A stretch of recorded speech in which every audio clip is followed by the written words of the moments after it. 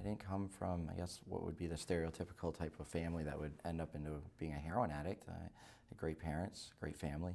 I was really good in school, great at sports. Had a lot going on for me.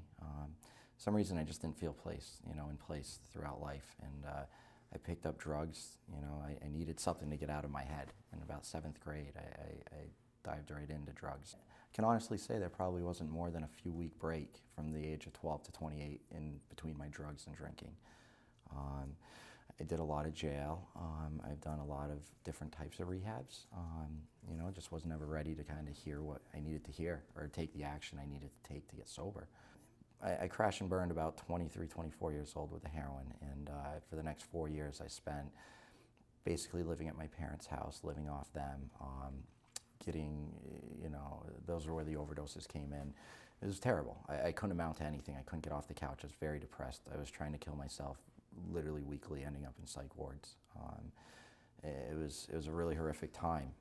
I got to meet my niece, and for the first time, I think in 14 years, I finally looked at what my addiction could possibly do to someone else and how much I could affect someone else's life. And this little girl could have been, who knows what could have happened in my craziness.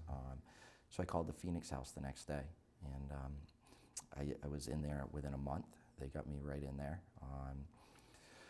And my life changed dramatically. They don't look at just kind of getting sober and putting down alcohol and drugs. They look at kind of restructuring the way we think and the way we live our lives. And that's what it is. I mean, I put down alcohol and drugs a few times through my addiction, but I was still a person you didn't want, in your house, because I was still capable of stealing and everything else.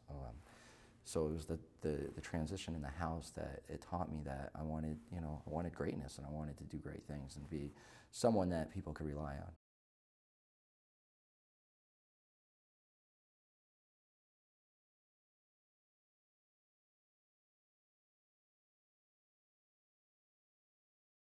The importance is great. I see daily in my walk, and I stay committed to that house, and I see the lives that are transformed there. I see the lives that are changed daily. But it's not just directly to that life that enters the Phoenix House. It's the hundreds and the thousands of lives that are affected by that. By my sobriety, I've been able to reach out to how many people. My family now gets peaceful nights of sleep, and I'm an active part of that.